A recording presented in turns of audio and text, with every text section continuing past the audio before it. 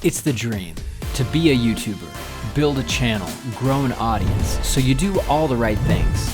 You get your equipment, you plan the shots, you edit the videos, you make your cool thumbnails. And then Rush. Dude, something is crazy wrong. I can't find our channel anywhere. Even if you filter by channel, we don't come up for like 80 or 90 results. I think we should change our channel name.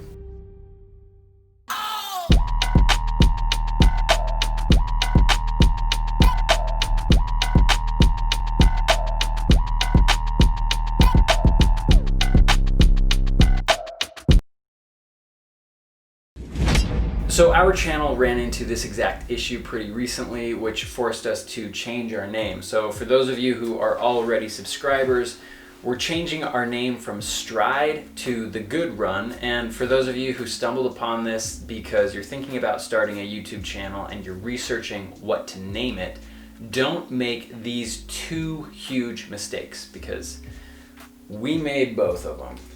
So the name of your channel doesn't really matter. It could be just your own name, like Peter McKinnon, Casey Neistat, Logan Paul. Some of these guys have massive channels and it's just their own name. If it's not your name, it can be something random because some really big YouTubers that I follow are, of course, PewDiePie, the king of YouTube. PewDiePie doesn't mean anything. There's another channel I follow on cinematography that is really big and it's called Potato Jet. So you don't need keywords in your name necessarily, but you do want to stay away from these two cardinal sins. So we named our channel Stride with a Y. You do not want odd spellings. So that was we would be talking to people who are like, oh yeah, cool, you have a YouTube channel, what is it? It's Stride with a Y. If you're trying to grow a channel, that's not the way to go. Second cardinal sin is do not name your channel that has to do with a big corporation or already big channel or something that people are searching for a lot. And that's what happened with us. Stride, spelled the same way that we spelled it, is actually a competitor to Peloton, the bike company. People are searching for that all the time and we just never surfaced. We were so far down the list, buried. It was not even funny. Because here's the one thing to keep in mind when you're naming your YouTube channel is that YouTube is owned by Google. And YouTube and Google really are nothing but search engines. And so they're going to serve content to people that are typing in phrases or words. They're going to serve content to them that they think is going to be relevant based on their search. So if your channel is named Potato Jet, nobody's looking for that. Like, you're going to come to the top.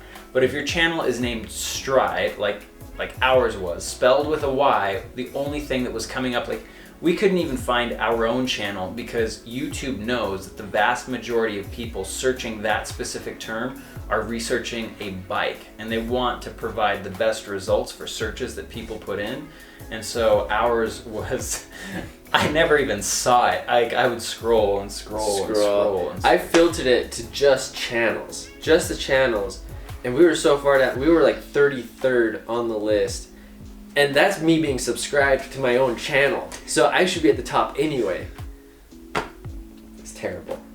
It's horrible. So if you stay away from those two mistakes, you'll do pretty well with your new channel, assuming it's easy to spell and isn't in competition with a really heavily searched term already. so harness your creativity and do everything you can to come up with a searchable, memorable name.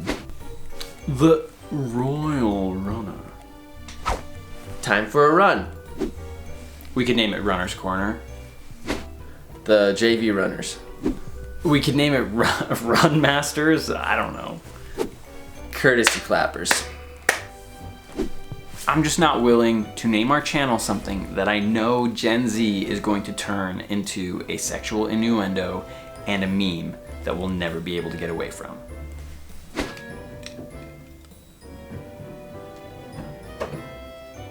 Dude, what about The Good Run? That's it! Yes!